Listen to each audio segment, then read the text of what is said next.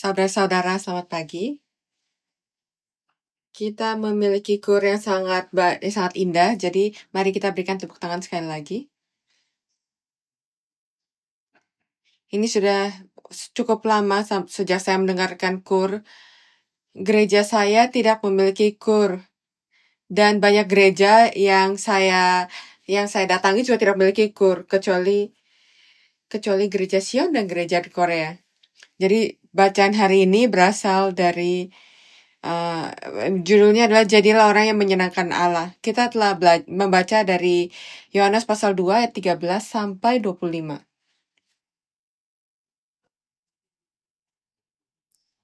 Untuk menjadi orang yang bisa menyenangkan Allah,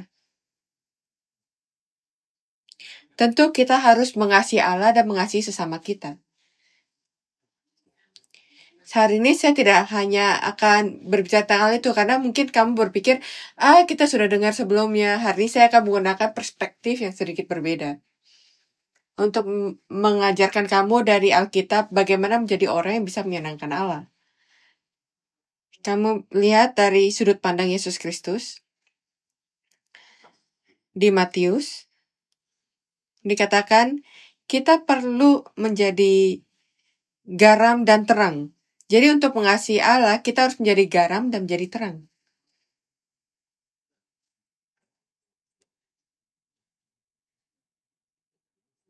Jadi garam dan terang.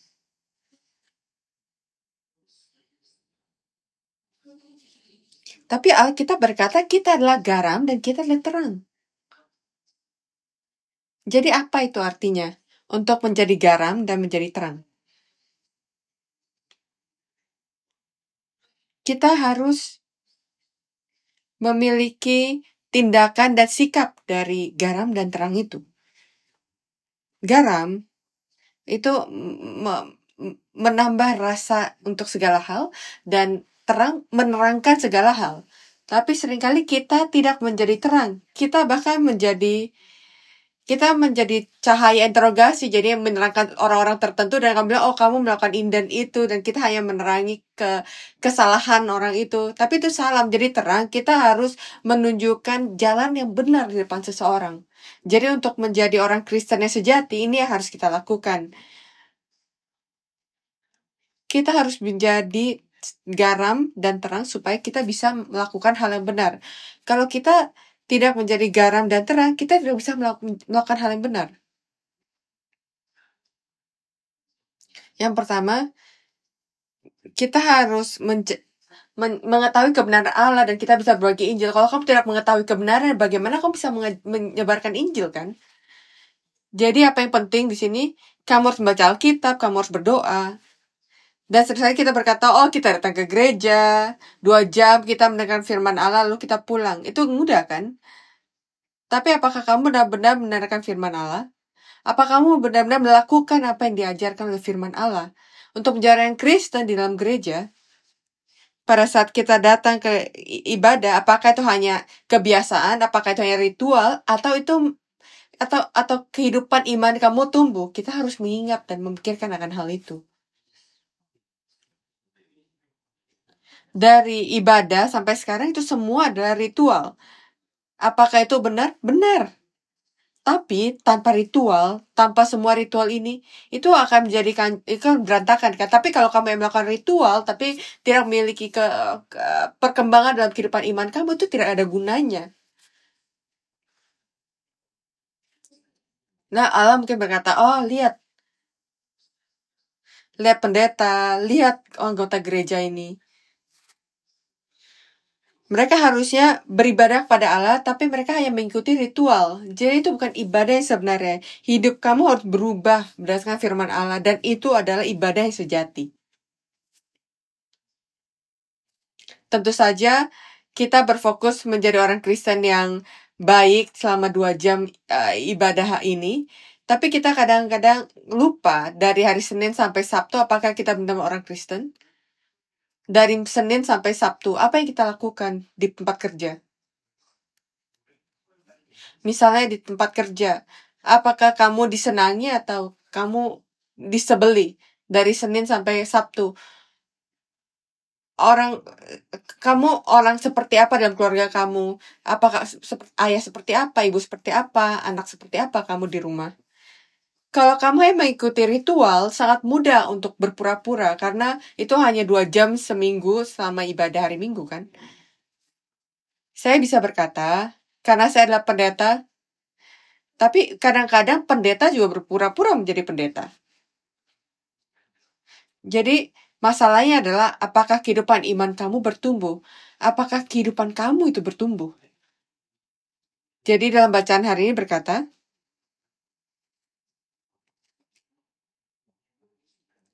kalau kita bisa benar-benar mendengarkan firman Allah, kalau kita mengusahakan yang terbaik untuk melakukan firman Allah, kita tidak hanya mengikuti ritual, tapi kita mengubah hidup kita. Dan dalam bacaan hari ini, Yohanes pasal 2, mari kita buka ayat 13 sampai 25. Saya tidak akan baca lagi karena kita sudah membaca tadi. Tapi ada 3 festival di Israel di mana orang-orang laki-laki Yahudi harus kembali ke Yerusalem. Mereka harus memberikan persembahan mereka, persembahan dosa mereka, dan yang lain-lain. Dan dalam Alkitab dikatakan Yesus pergi ke Yerusalem 2 kali. Yang pertama di kitab Yohanes, di bacaan kita, juga yang tempat lain juga dicatat di Injil yang lain.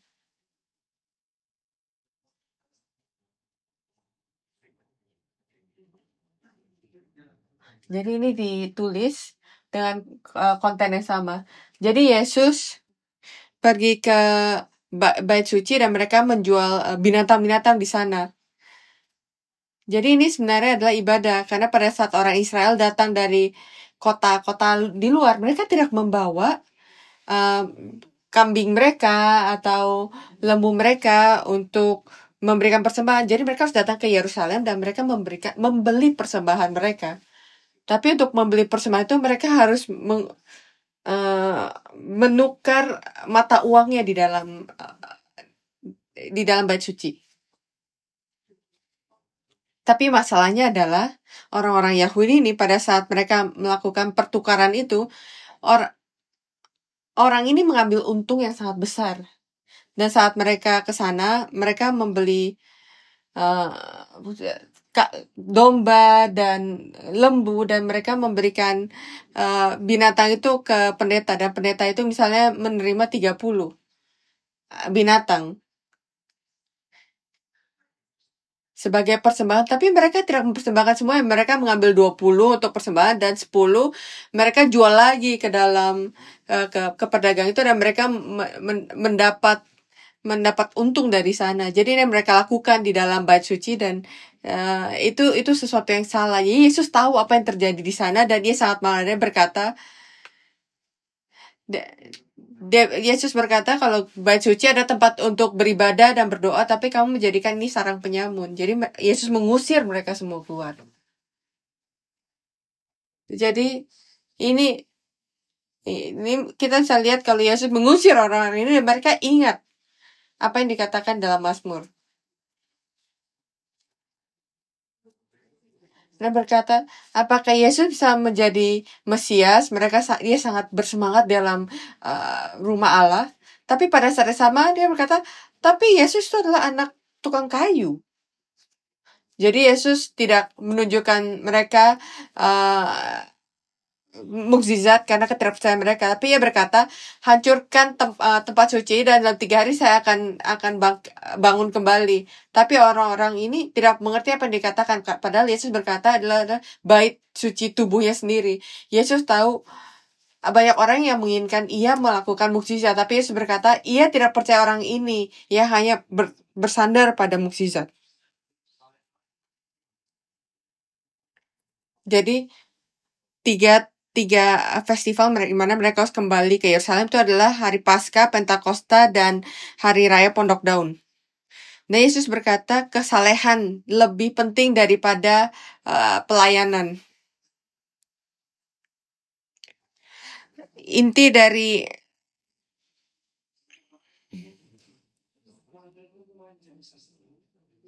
Hakikat pengabdian rohani adalah mengasihi tanpa henti, kepercayaan dengan berani, berdoa tanpa henti, mengejar keserupaan dengan Kristus dan kekudusan yang lebih besar. Itu dari kata Awe Tozer. Jadi ada orang Kristen datang ke gereja dan pada saat persembahan, 3 orang Kristen itu berdiskusi bagaimana kita memberikan persembahan kepada Allah. Yang pertama berkata, saya taruh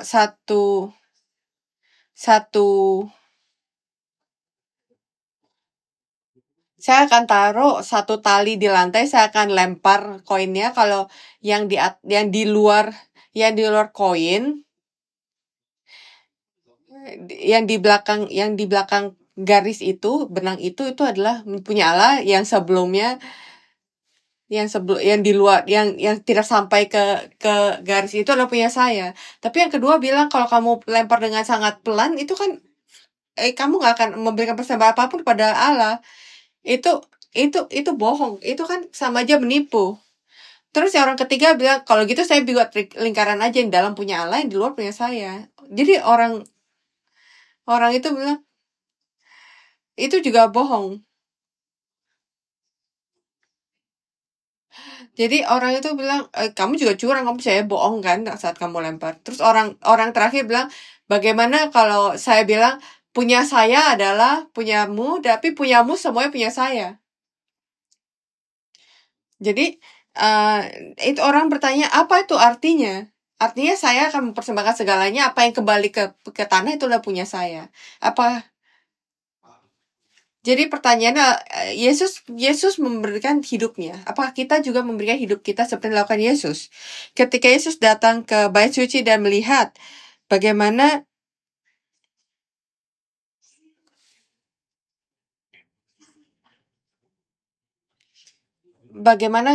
bait suci itu telah menjadi kotor,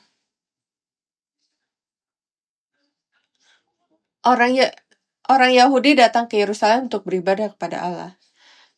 Tapi apakah di dalam hati mereka, apakah mereka memiliki sikap yang benar? Tapi orang Yahudi berkata, saya memberikan persembahan, saya berikan kepada pendeta. Apapun setelah itu saya tidak peduli. Tapi apakah pendeta itu atau imam itu melakukan hal yang benar? Atau mereka hanya melakukan apa yang penting untuk mereka? Saya bersyukur karena Allah memanggil saya ke dalam pelayanannya untuk menjadi pendetanya. Tapi kita tahu ada banyak pendeta yang melakukan hal yang tidak menyenangkan Allah, dan kita akan berdoa pada mereka kalau Allah akan memaafkan mereka. Jadi apa yang ditunjukkan di sini? Ini menunjukkan pada kita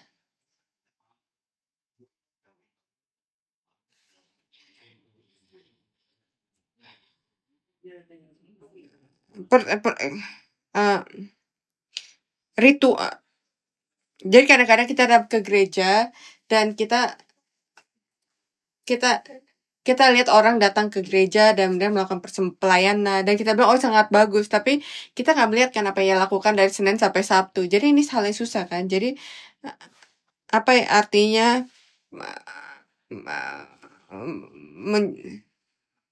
jadi dalam bahasa Yunani ini adalah eusobia, yang artinya memberikan ibadah yang ilahi.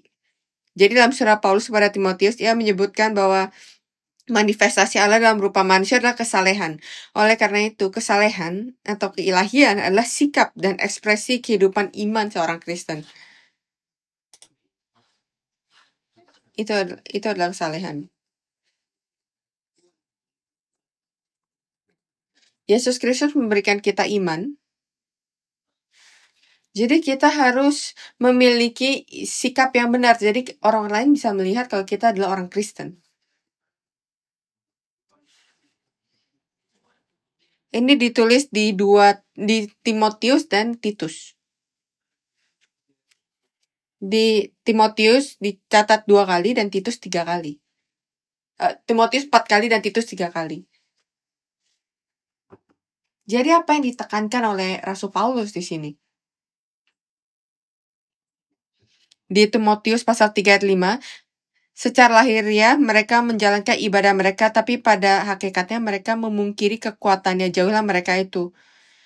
Jadi kadang-kadang kita memiliki keisalehan itu, tapi dalam hati kita apa yang lebih penting uh, daripada apa yang Allah ingin kita lakukan. Jadi di gereja juga banyak orang seperti ini, karena kita semua seperti ini. Kadang-kadang susah untuk membedakannya, karena kita melihat mereka di gereja selama 2 jam. Sangat susah untuk uh, uh, men- membedakan apakah orang itu benar-benar saleh atau tidak di dalamnya. Jadi bagaimana kita bisa tahu pada saat kita makan bersama-sama, pada saat kita bermain game bersama-sama. Pada saat seperti itu, saat kita rileks, kita bisa melihat bagaimana karakter mereka sebenarnya.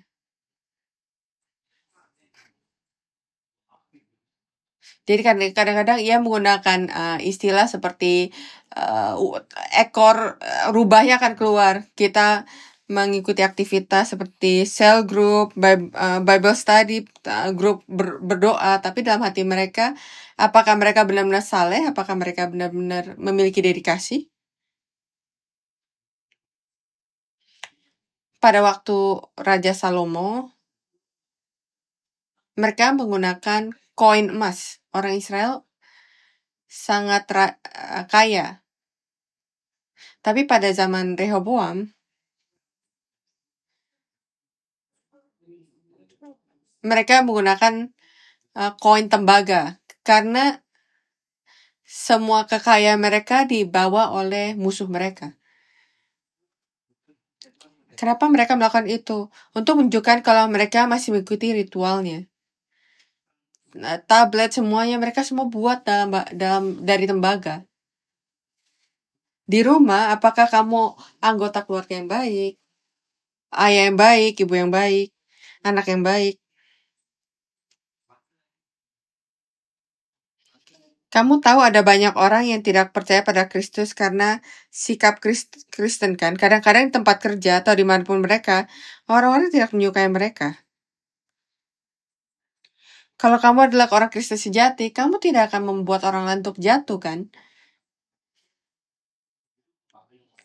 Kalau kamu adalah orang percaya yang sejati, kamu adalah seseorang yang sangat sensitif dan responsif terhadap hal yang rohani ya, dan kamu hidup sesuai dengan sifat yang rendah hati, dengan ketulusan dan kesetiaan. Kamu tidak melakukan seperti itu. Hidup tidak sesuai dengan kehendakmu itu nggak mudah karena kamu memiliki kontrol. Misalnya ada orang yang membuat kamu marah, kamu harus memiliki kontrol diri kamu ya supaya kamu nggak marah. Tapi kalau kamu hanya melakukannya untuk Kristus, kamu akan mengontrol diri kamu.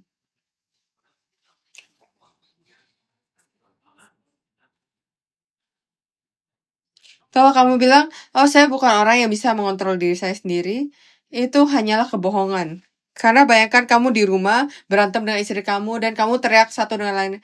Terus tiba-tiba bos kamu telepon. Tiba-tiba dan kamu akan menjawab dengan suara yang sangat lembut kan. Oh ya bos, apa kabar? Kamu gak akan marah dengan bos kamu kan? Jadi kalau kamu bilang kamu tidak bisa mengontrol diri kamu sendiri dan kamu tidak bisa menahan kemarahan kamu tuh bohong. Jadi kamu hidup dengan rendah hati, dengan kesetiaan dan ketaatan. Jadi hal kecil yang harus kita lakukan adalah ibadah hari Minggu. Setiap orang bisa berkata kamu orang baik karena kamu setidaknya datang ke ibadah hari Minggu.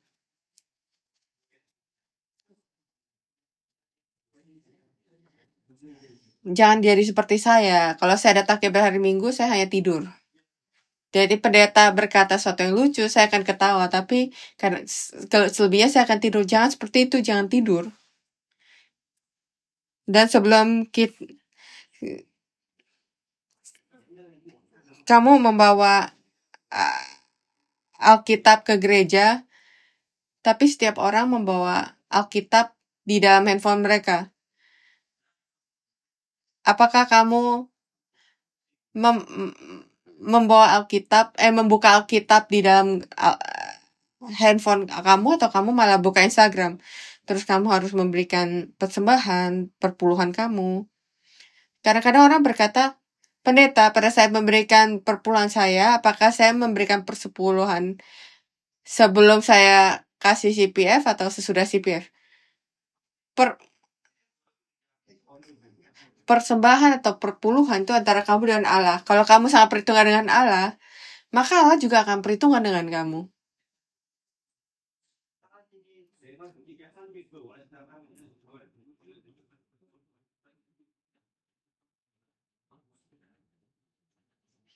Ada orang ini pada saat dia datang ke akhir bulan, dia sangat udah nggak ada uang. Jadi dia cuma sisa $55.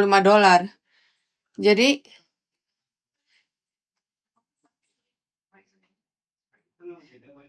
dia bilang saya cuma akan kasih $5. Terus ia menaruh $5 kantong kiri dan $50 kantong kanan. Ternyata kok persembahan datanya sebelah kanan. Jadi dia masuk $50, ia menyadari, oh saya masukin $50. Jadi setelah ibadah ia datang ke pendeta dan berkata,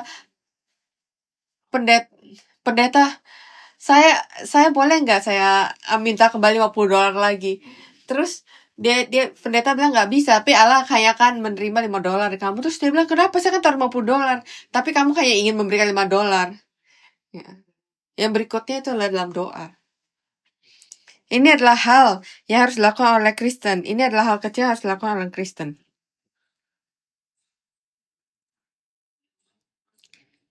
Kenapa kita membuat cell group?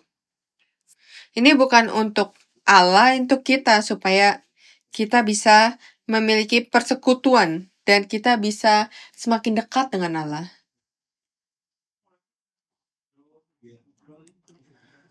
Jadi cell group itu bukan untuk Allah, tapi untuk kita. Dan itu adalah hal yang harus kita lakukan sebagai orang Kristen. Jadi kamu mungkin pikir, kenapa pendeta tidak pernah berbicara tentang belajar firman Allah? Karena belajar firman Allah bukan sesuatu yang harus kita katakan, karena ini adalah bagian yang dari setiap hal yang kita lakukan pada Allah. Dan yang terakhir itu adalah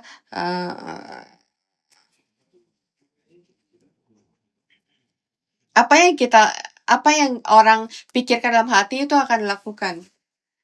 Jadi setiap hidup kamu akan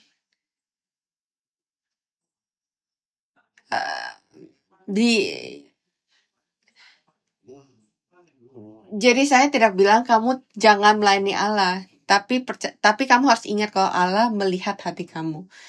Dan berikutnya adalah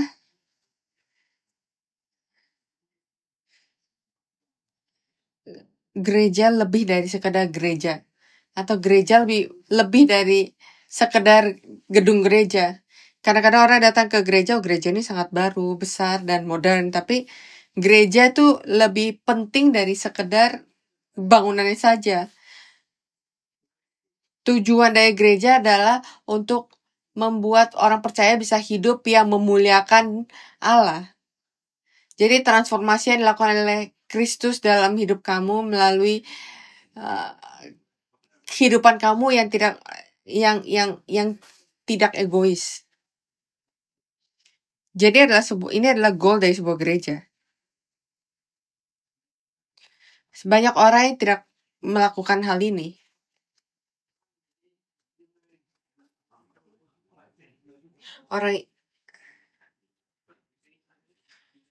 Yesus berkata, hancurkan bait suci ini.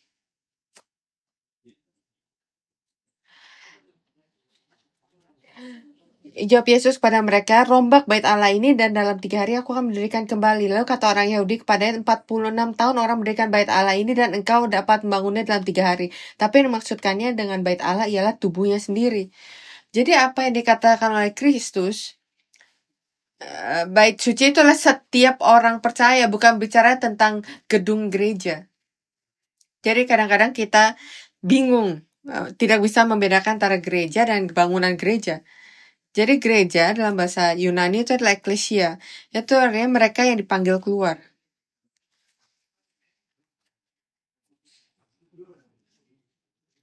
Jadi gereja adalah adalah perkumpulan orang yang percaya pada Kristus, tapi ada bukan demi mereka, tapi buat mereka yang belum percaya kepada Kristus. Di sini kita belajar firman dan kita belajar untuk saling mengasihi sesama kita, dan kita harus membawa kasih itu dan firman itu keluar kepada orang-orang yang belum percaya. Kristus memberikan kita hidup supaya kita bisa memberikan hidup pada orang lain. Jadi apakah kita telah melakukannya? Apakah kita telah keluar untuk berbagi kehidupan Kristus kepada orang lain?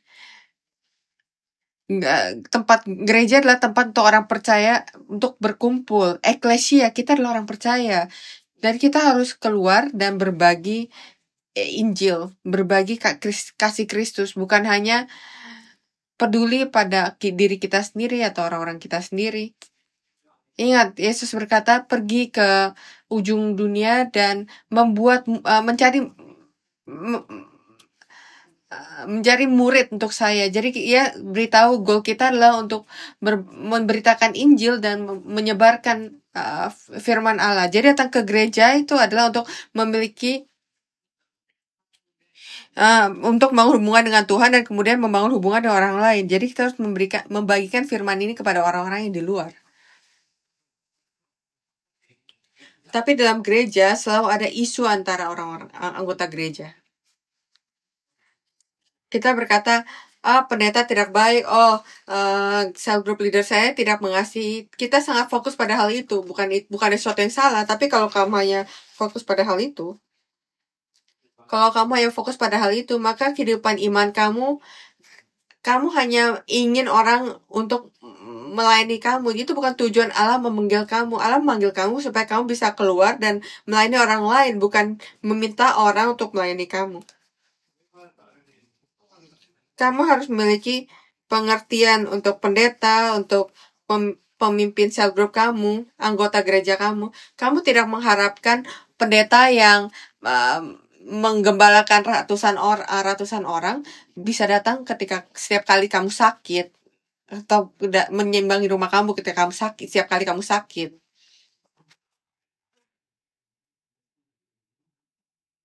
Jadi semua anggota gereja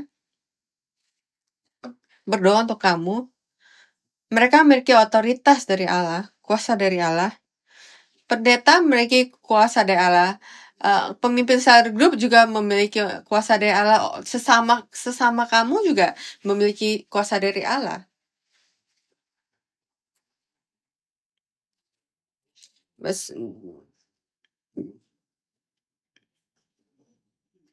Jadi di gereja saya ada satu kotak tua yang udah 10 tahun lebih, tidak yang komplit. Tapi kita pindah ke tempat baru,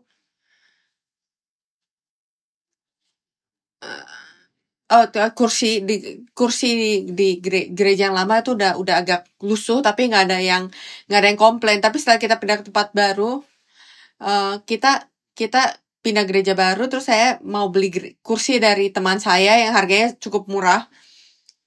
Terus banyak yang bilang jangan beli kursi dari kayu atau dari aluminium atau dari stainless steel, sehingga kursi itu bisa bertahan cukup lama. Terus orang-orang itu sudah bertambah tua kan setelah mereka cukup lama. Terus mereka bilang, pendeta boleh nggak kita ganti kursinya, ini berat loh. Jadi kalau mau ingin mengganti kursi itu, tapi orang harus membayar $120 untuk jadi saya bilang setiap orang harus bayar $120 supaya kita bisa beli kursi baru. Terus orang bertanya, kenapa? Karena saya akan beli kursi baru, jadi kursi yang lama harus ada yang dudukin. Kamu harus bawa teman kamu. Terus setelah kita melakukan itu, orang-orang bilang, kursinya terlalu enteng, terlalu tipis. Terus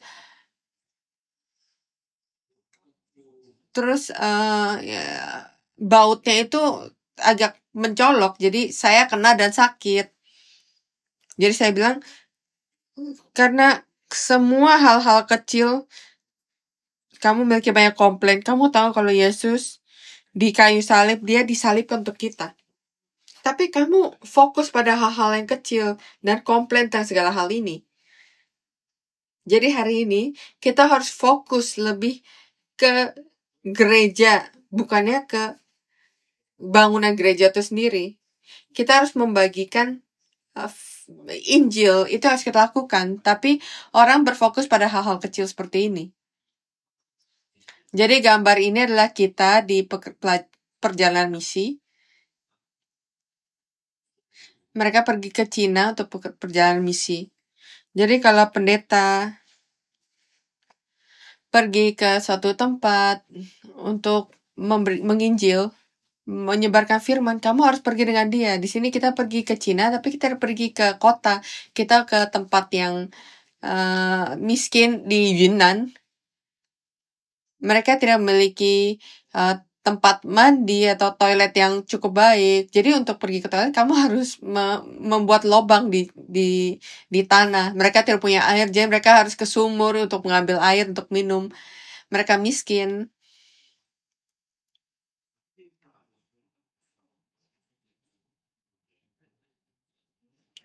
Jadi tempat itu sangat dingin. Jadi pada malam mereka memasak air supaya kita bisa menaruh merendam kaki kita sehingga kita bisa tidur dengan nyenyak. Hari berikutnya mereka membuat bubur untuk kita. Dan hari berikutnya sehingga kita sedang masak bubur, anak saya yang berusia 9 tahun berkata, "Ayah,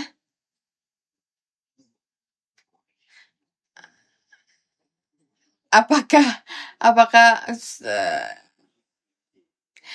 bubur itu dimasak dari panci yang sama sempat kita merendam kaki saya?"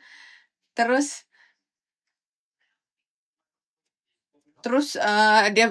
saya bilang, "Jangan bertanya hal itu."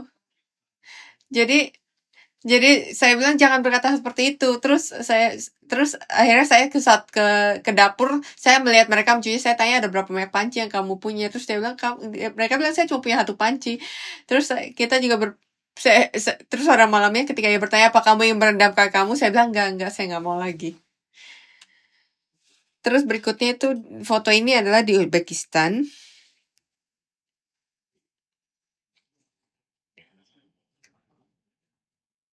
Jadi orang-orang di sana itu adalah orang Mongolia. Jadi mereka pergi ke sana untuk 3 tahun untuk menyebarkan firman Injil.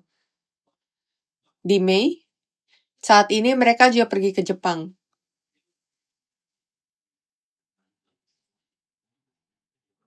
untuk menyebarkan firman Allah.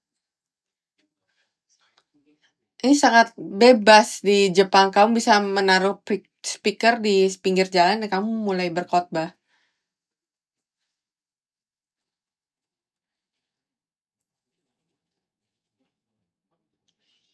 Ada gempa bumi di area itu dan sudah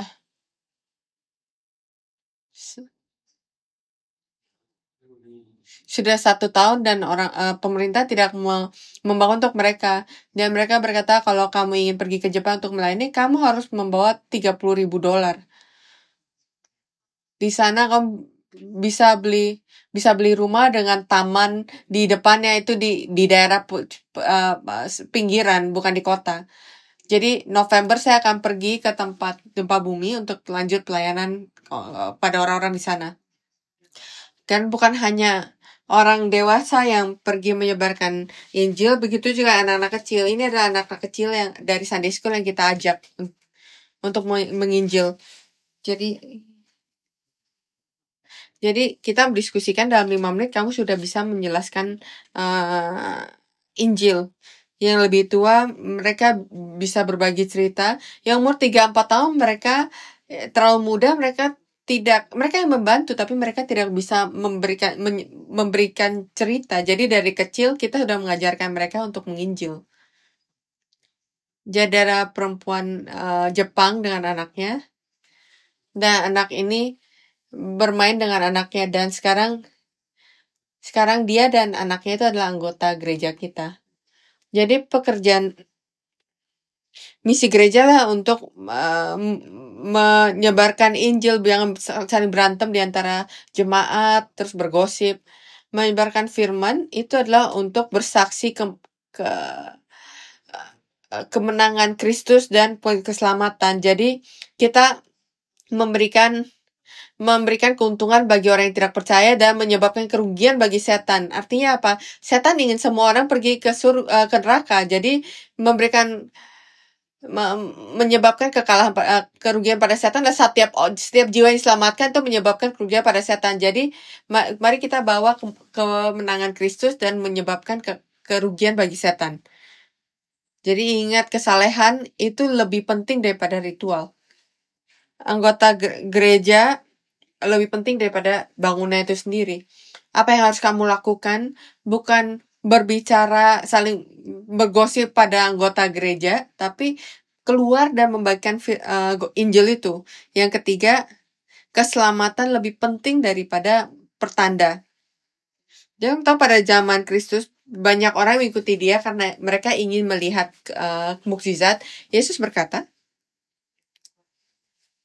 dia tahu setiap manusia. Dia tidak perlu kesaksian orang karena ia tahu apa yang ada di dalam manusia. Keselamatan itu adalah soteria dalam Yunani, artinya menyelamatkan, melindungi, melestarikan hidup. Menyelamatkan, melindungi, dan melestarikan hidup. Yesus Kristus tidak percaya pada mereka yang hanya mencari tanda atau mukjizat. Apa yang mereka ingin lakukan adalah datang mencari tanda. Misalnya 20 tahun yang lalu ada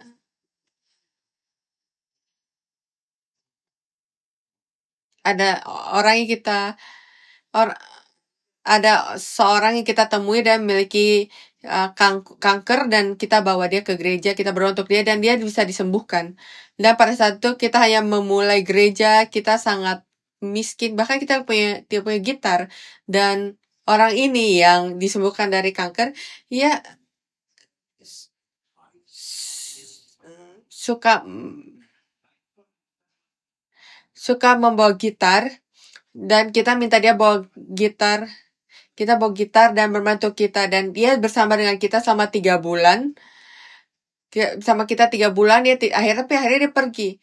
Jadi kita tidak bisa memaksa seseorang untuk datang ke gereja. Tapi akhirnya kanker dia relapse.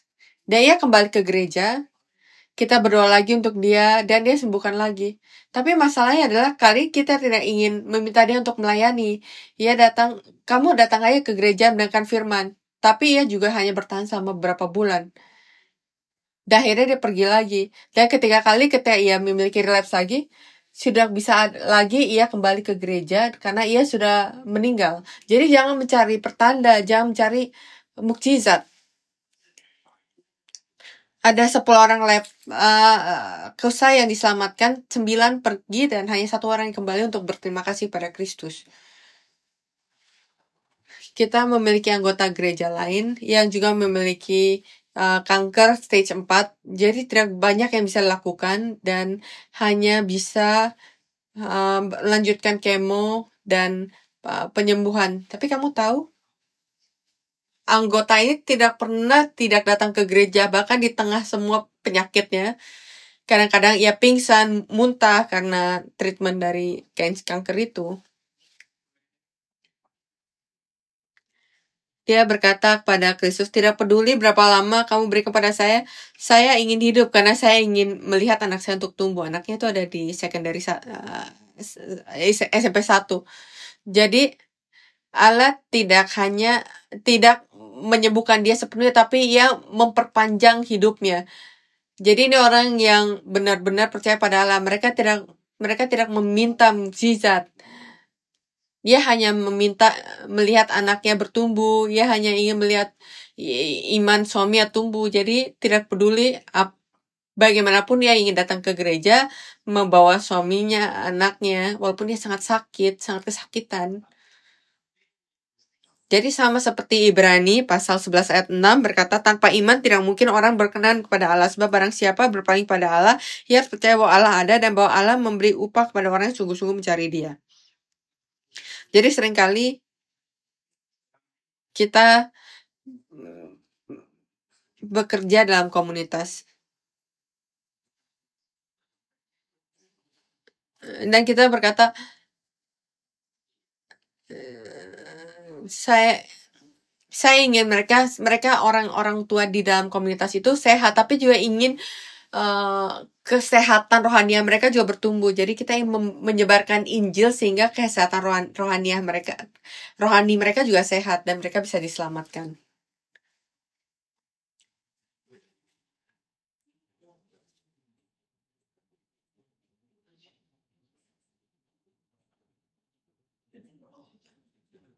Jadi saat dikatakan Allah memberikan upah dalam bahasa aslinya, berkata,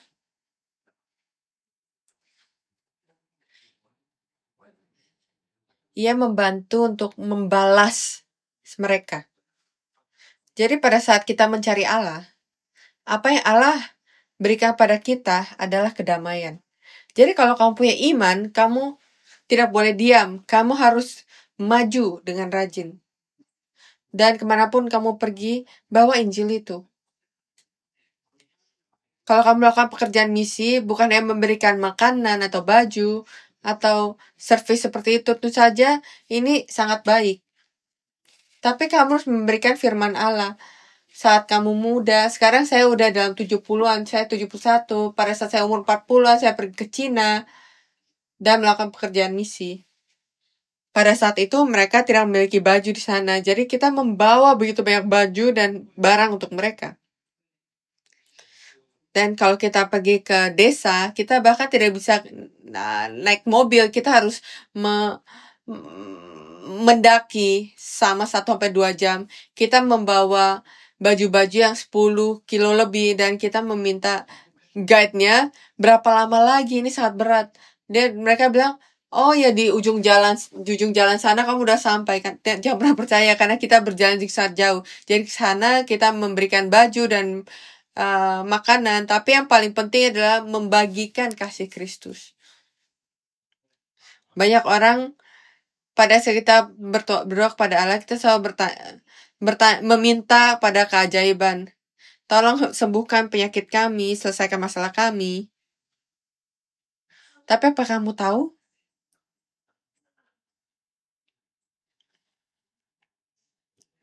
Semua mukjizat ini terjadi sesuai dengan kehendak Allah, bukan kehendak kita.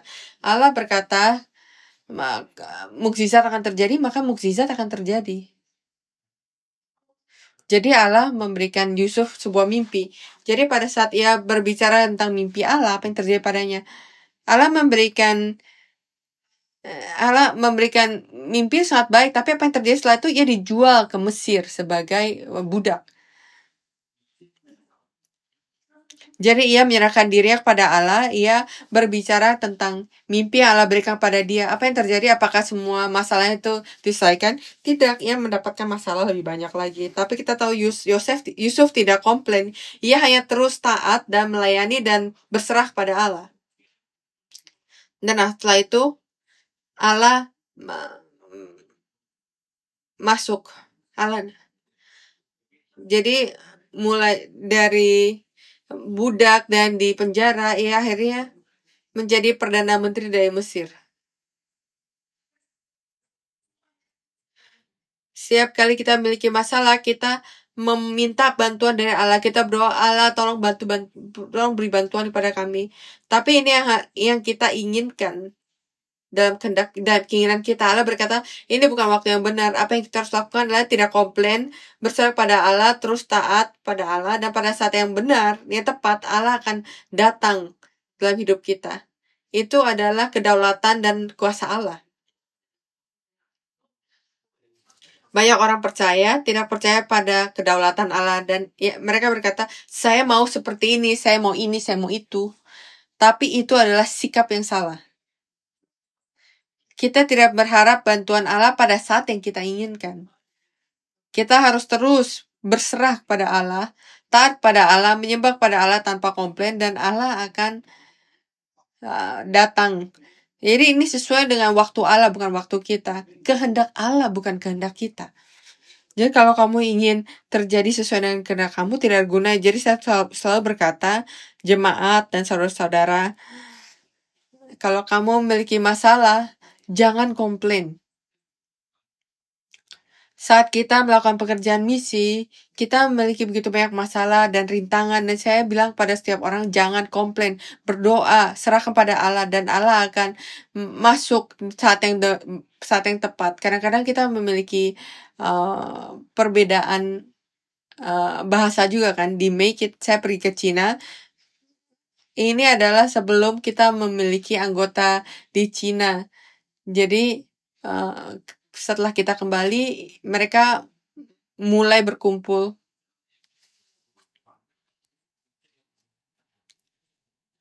Jadi saat mereka kembali, mereka membawa teman dan keluarga dan ada 9 orang yang tidak percaya pada Kristus. Dan ketika saya sampai di sana dan mulai berkhotbah firman Allah, dari 9, 8 orang percaya. Jadi kamu tahu, ada dari orang-orang yang tidak percaya itu ada cara dan jalan untuk mencari keselamatan. Kalau kita membawa Injil, mereka tidak bisa menerima mendengar tentang Kristus, dan mereka tidak bisa menerima keselamatan. Beberapa anggota anak-anaknya memiliki autis.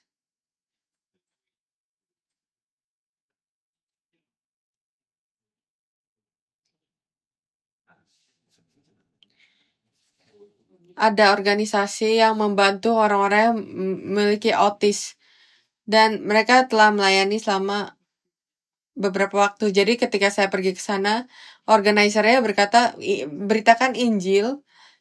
Jadi lakukan dengan berani, jangan takut. Dan pada saat itu 30 orang lebih, lebih dari 2/3, 20 orang lebih percaya. Karena masalah keluarga, mereka begitu banyak stres dan kesulitan. Jadi mereka menunggu untuk keselamatan. Kita pergi ke Afrika, Tanzania. Pada saat kita pergi ke sana, setiap orang berbicara dalam bahasa Afrika. Dan kita memiliki perbedaan bahasa. Tapi kita memiliki translator untuk membantu kita. Kamu tahu kita membawa 100 kilo baju, sepatu, mainan untuk didonasikan kepada mereka, membantu mereka. Kita membantu mereka dengan hal ini. Apakah ini penting?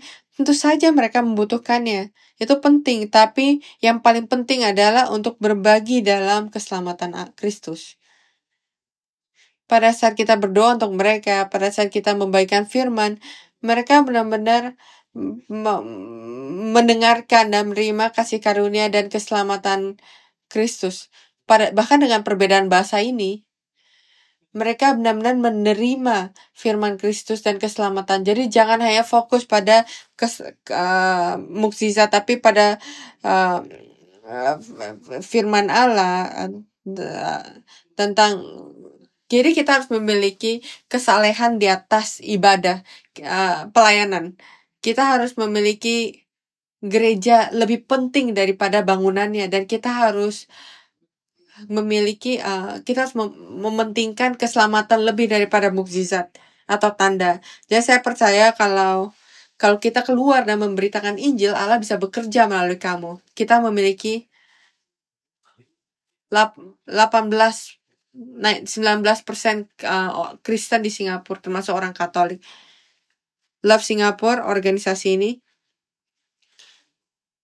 kita berharap untuk memiliki 20% orang Kristen di Singapura sampai 2030. Jadi kalau setiap gereja melakukan pekerjaan penginjilan, setiap gereja bertumbuh 10%, maka kita bisa mencapai 20% dari orang Singapura menjadi orang Kristen dalam 5 tahun. Kadang-kadang mudah kan? Setiap 100 orang Kristen harus membawa 10 orang untuk percaya, dan dalam 5 tahun kita mencapai target. Jadi kadang-kadang ada yang akan kembali kepada Bapa, dan ada yang meninggal, ada juga yang meninggalkan gereja. Kita memiliki cell group, 10 cell group dalam gereja. Dan saya bilang, kalau dalam 5 tahun kalian membawa satu anggota gereja yang tinggal. Dan untuk melakukannya atau tidak itu tergantung kita. Andrew Murray, pendeta Andrew Murray, ia berkata banyak orang Kristen terbiasa mendengarkan firman, tapi tidak melakukannya. Hanya suka mendengar firman, tapi tidak melakukannya. Ini adalah suatu bentuk penipuan diri yang sangat berbahaya. Mendengarkan firman, tapi tidak melakukannya. Ini adalah penipuan diri. Jadi mari kita menyebarkan firman Allah. Semoga Allah memberkati setiap orang. Mari kita berdoa. Bapa di surga, kami berdoa supaya Engkau memberkati setiap dari kita, sehingga depan Engkau kami bisa rendah hati. Kami yang penuh kekurangan di hadapan-Mu, tapi kami tahu kalau Allah, Engkau adalah Allah omnipotent. Engkau bisa memberikan kami kebijaksanaan dan kasih karunia sehingga kami bisa menyelesaikan semua tugas yang kamu berikan kepada kami. Semoga kami bisa menjadi mereka yang bisa menyebarkan keselamatan Kristus kepada orang sekitar kita, bukan hanya kepada anggota gereja, tapi kepada orang-orang di luar, sehingga kami bisa menyebarkan seluruh bangsa dan setiap orang. Kami percaya Engkau bersama dengan kami dan mendengarkan doa kami, dan kami doa ini semua dalam nama Yesus Kristus yang penuh rasa syukur. Amin.